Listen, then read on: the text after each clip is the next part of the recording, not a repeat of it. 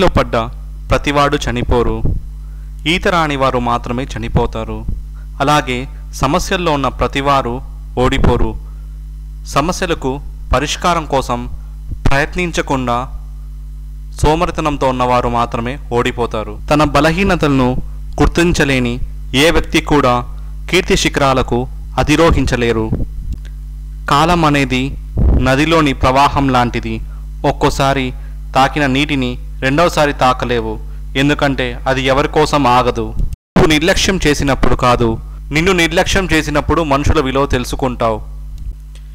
ఎవరో వస్తారు, ఏదో చేస్తారని ఎదురు చూడకు అన్నారు పెద్దలు. నీకోసం ఎవరూ రారు, ఏది చెయ్యరు.